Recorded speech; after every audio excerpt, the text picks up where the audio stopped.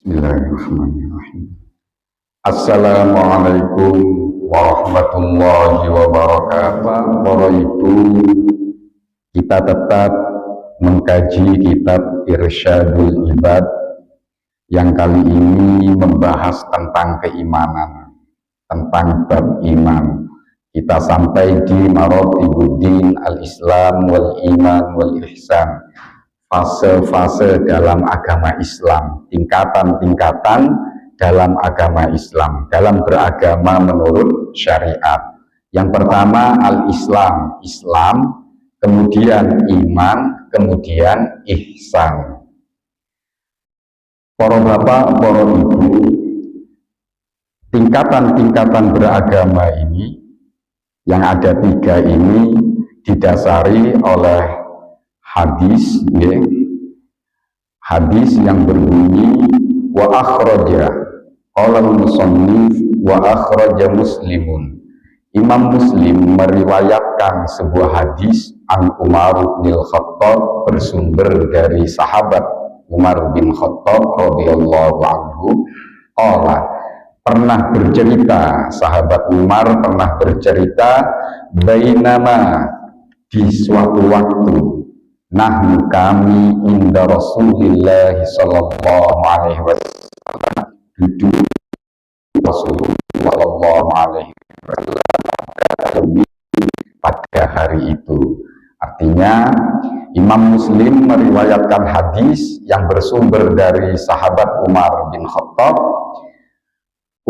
Sahabat Umar bercerita, suatu ketika pada suatu hari kami tengah duduk bersama Rasulullah Sallallahu Alaihi Wasallam, tiba-tiba muncul alaina, di hadapan kami, rojulun, seorang laki-laki.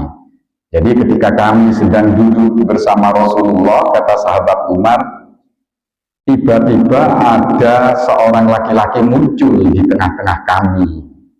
Yang laki-laki itu syadidu bayadi thiyabi, memakai baju yang sangat putih, syadidu sawadi sya'ri, dan juga rambutnya sangat hitam, la yura alaihi atharus safar, yang mana laki-laki ini kami lihat tidak terlihat ada bekas perjalanan. Wala ya'rifuhu minna ahadun, dan di antara kami tak satu orang pun yang mengenali laki-laki ini, hatta jalasa, sehingga laki-laki ini duduk ilan Nabi sallallahu alaihi wasallam, di hadapan Nabi. Setelah duduk di hadapan Nabi, fa'asnada, kemudian kedua lutut laki-laki ini ditimpakan di atas lututnya baginda Nabi Muhammad Sallallahu Alaihi Wasallam. Setelah duduk, lututnya dirapatkan ke kedua lutut baginda Nabi. Wawadah, kemudian laki-laki ini meletakkan kafaihi, kedua telapak tangannya, ala fakhidaihi, di atas kedua paha baginda Nabi Muhammad Sallallahu Alaihi Wasallam. Waqala, kemudian laki-laki ini berkata, ya Muhammad, wahai Muhammad, jangkar lah, nggak pakai ya Rasulullah atau bagaimana, langsung ya Muhammad, wahai Muhammad, ikhbirni, atau bisa juga dibaca akhbirni, jelaskan nih kepadaku, kata laki-laki ini, an Islam, tentang Islam, anil Islami, tentang Islam. Kemudian faqala Rasulullah sallallahu alaihi wasallam, baginda Rasul menjawab, al-Islamu Islam, Islam itu adalah, kata baginda Nabi, yang pertama antashhada, engkau harus bersaksi, alla ilaha, bahwasanya tiada Tuhan yang benar untuk dijadikan sesembahan, tak satupun Tuhan yang benar untuk dijadikan sesembahan, illallah, kecuali yang benar hanyalah Allah. Wa anna Muhammadan, dan bahwasanya Muhammad Rasulullah adalah utusan Allah. Ini yang pertama. Wa tuqimas sholata, Kemudian Islam itu adalah mengerjakan atau melaksanakan kewajiban sholat 5 waktu. Waktu dia zakata, kemudian Islam itu engkau harus menunaikan zakat, baik zakat fitrah maupun zakat mal.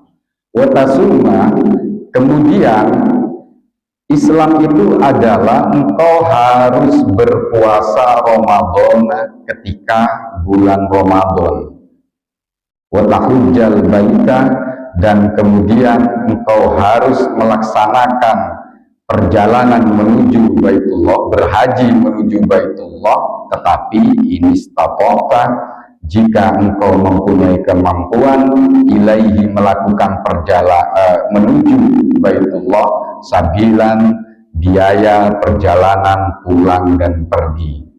Setelah Rasulullah menjelaskan, kemudian laki-laki yang bertanya tadi memberi pernyataan, sodakta, engkau benar wahai Muhammad. Nah, karena dia bertanya, laki-laki ini bertanya, kemudian dijawab oleh Rasulullah dan dibenarkan oleh yang bertanya. Kemudian sahabat Umar berkata, fa'ajibna, ketika itu kami yang ada bersama Rasulullah itu melihat kondisi seperti itu, fa'ajibna, kami takjub, kami keheranan lahu terhadap laki-laki ini, yas'aluhu, dia bertanya kepada Rasulullah, wa yusaddiquhu, kemudian dia membenarkan. Nah, mari kita kaji ya. Jadi hadis ini yang diriwayatkan oleh Imam Muslim ini mengajarkan kepada kita tentang peristiwa ini, berisi panduan-panduan tentang tata krama, adab, kesopanan, juga tentang apa itu Islam. Di sini diceritakan laki-laki ini tiba-tiba muncul dan pakaiannya putih bersih. Di sini menjadi syariat, panduan kepada kita bahwa dalam keseharian kita dianjurkan berpakaian yang bersih. Nah, di sini redaksinya putih sekali. Disunahkan memakai baju putih. Kalau nggak punya baju putih, baju yang bersih, kecuali di 2 hari, yaitu hari raya Idul Fitri ataupun hari raya Idul Adha, kita disunahkan memakai pakaian baru. Artinya pakaian yang nggak digawe pendinane, kalau nggak bisa beli baju baru. Tapi di luar itu, ketika hendak mendatangi sholat berjamaah, sholat Jumat, itu disunahkan pakaian yang terbaik yang kita punya. Atau kalau tidak punya, pakaian digawe pembinane yang sangat bersih, yang mencerminkan kebersihan, itu yang harus kita pakai. Kemudian kalimat syadidu sawadis sya'ri, orang itu, laki-laki itu juga berambut hitam yang sangat hitam. Artinya ketika laki-laki ini datang, rambutnya hitam pekat, tidak acak-acakan. Oleh karena itu, yang melihat laki-laki ini tiba-tiba muncul, semua berkomentar, iki wong di. Ini bukan warga yang ada di sekitaran Masjid Sosro, tapi kok rambutnya rapi, pakaiannya putih bersih, rambutnya juga tidak acak-acakan, tidak mencerminkan orang ini orang dari negeri sebelah atau kampung sebelah. Kan biasanya kalau orang habis bepergian itu kan rambutnya acak-acakan, pakaiannya lungset. Ini enggak, tiba-tiba muncul. Dan anehnya, tak satu pun yang ada sahabat yang berkumpul bersama Nabi itu mengenali orang ini. Ya, jadi semua keheranan. Tiba-tiba sok kenal, sok dekat dengan Rasulullah, duduk langsung di hadapan Rasulullah, lututnya diadu, terus tangannya ini diletakkan di atas paha Rasulullah. Nah, di sini ada pesan dari hadis ini, jika kita sesama kawan yang sangat akrab, disunahkan kalau ngobrol itu kita sambil menyentuh bagian tubuh yang sesama gender, bukan yang berlainan gender. Misalnya lama nggak jumpa, itu disunahkan untuk memegang. Nah, ini isi dari pesan hadis ini. Dan juga ada pelajaran lagi, ketika kita datang ke seorang guru atau orang yang lebih sepuh dari kita dianjurkan meletakkan tangan kita ketika berhadapan ngobrol itu ke paha kita sendiri. Jangan menghilangkan tangan, itu kalau dalam Islam dimakruhkan. Jadi kalau duduk yang di hadapan lebih sepah dari kita, jadi tangan kita dianjurkan diletakkan di atas paha kita. Nah, ini isi dari hadis ini.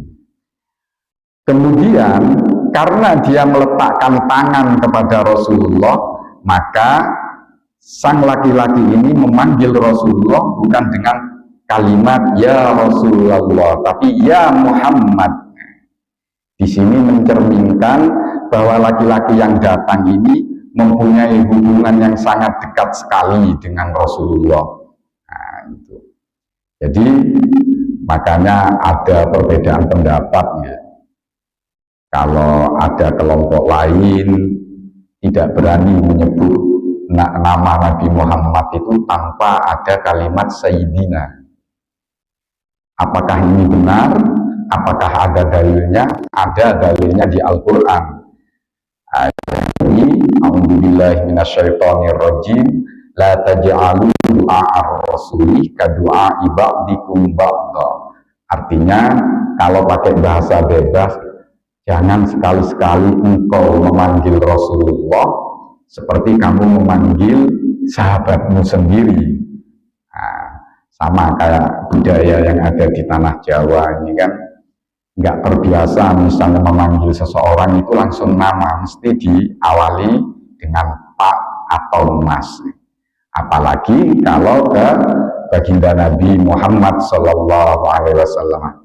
Maka ada sebagian ulama yang berpendapat agar ada unggah-ungguh antara umat dengan pemimpin umat yaitu Rasulullah, maka disunahkan memakai kata Sayyidina. Walaupun ada juga kelompok yang lain yang tidak berkenan memakai kalimat Sayyidina. Ini tergantung kita mau memilih yang mana.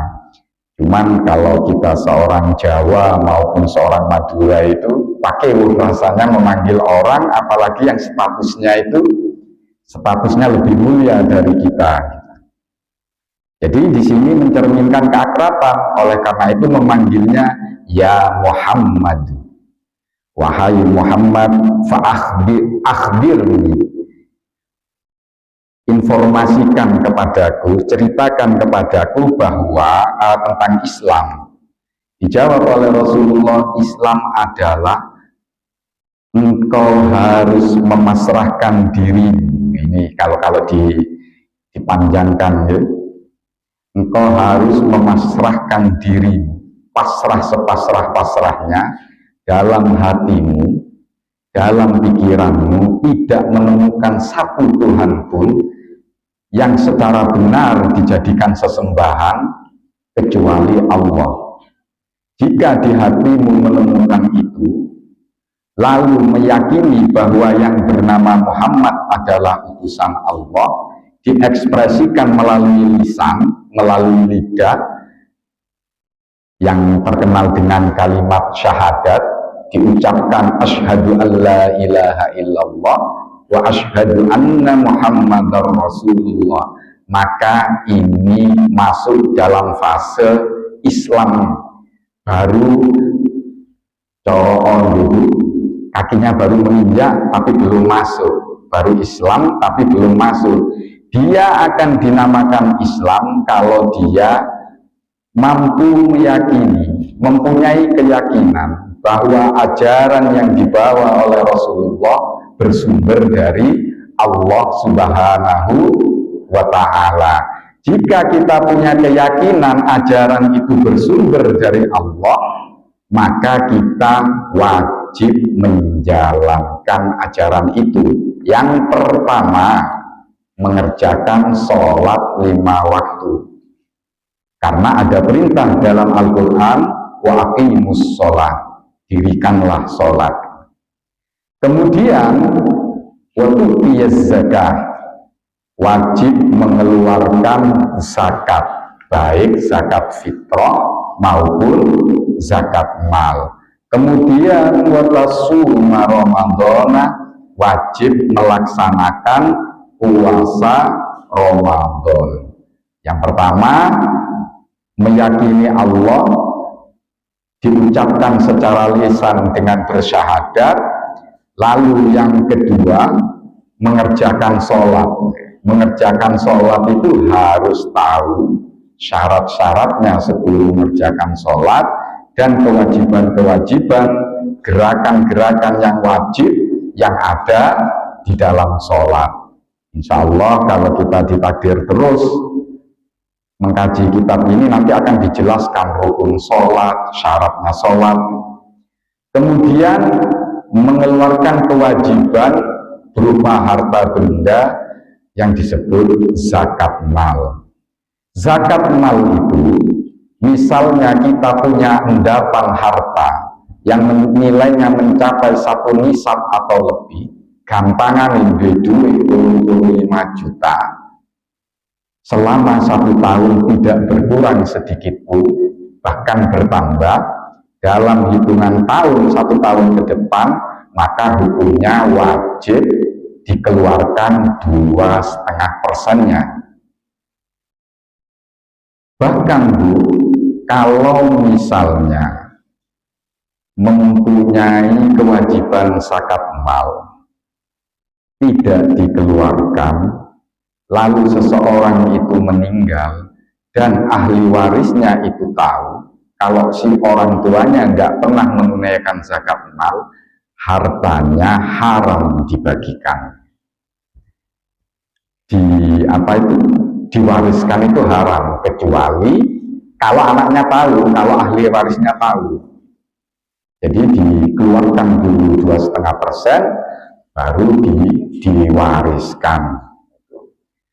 Kemudian berpuasa di bulan Ramadan dan berhaji jika mempunyai kemampuan.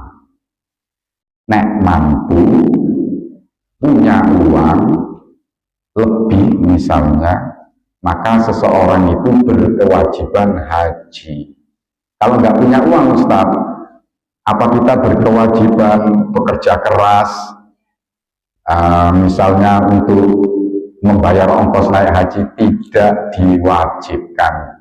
Tapi tidak berkewajiban bukan berarti tidak boleh, karena berhaji itu khusus orang yang mampu. Tapi kalau orang melarat haji pripun? Boleh, tapi di sini yang diwajibkan orang yang mampu.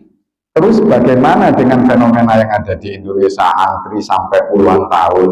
Maka kita tidak diwajibkan, tidak berkewajiban. Tetapi nek duit misalnya Ustaz pakai jalur yang cepat itu bayar ratusan juta, itu apakah boleh? Boleh, asal melalui jalan yang benar, bukan sogok kanan kiri ya. Bukan. Jadi haji itu untuk yang mampu. Misalnya terjadi peperangan di tanah suci, kewajiban haji itu gugur sudah, karena di situ tidak istati. Nanti kita diskusi nanti ini. Nanti kita diskusi nanti. Itu. Nah, misalnya tidak terjadi antrian, ya. Tidak ada antrian kayak 10 atau 15 tahun yang lalu. Ada orang yang mempunyai kemampuan, tapi dia tidak mau haji sampai dia meninggal. Hukumnya sama kayak tadi, si ahli waris harta yang ditinggalkan oleh orang itu tidak boleh dibagikan dulu sebelum dibadalkan haji pakai uang yang ditinggalkan itu. Bahkan misalnya dia punya hutang ke tetangganya, tidak boleh dibayarkan dulu sebelum uang peninggalan itu didaftarkan untuk badal haji. Pakai uangnya sendiri, pakai harta yang ditinggalkan, itu baru boleh hukum warisnya dijalankan. Itu. Jadi kalau mempunyai kemampuan, ya daftar aja ONH, Bu. Para bapak daftar ONH, soal kapan-kapane, yang penting Anda sudah berniat mendaftarkan diri, itu sudah kecelok. Kalau misalnya kita sampai meninggal belum ada jatah untuk berangkat, itu belum sampai, kita mati dalam keadaan tidak mempunyai hutang haji. Ini catatan ya, bagi yang mampu, ya, bagi yang mampu.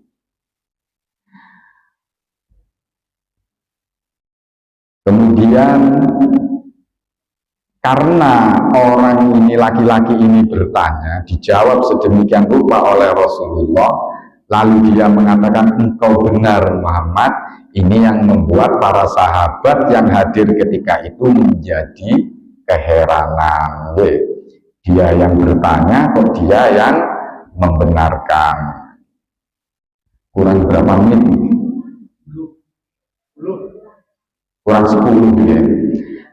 Nah, ini buat sesi tanya jawab, barangkali ada yang tanya jawab ya. Qala fa akhbirni anil iman wallahu a'lam.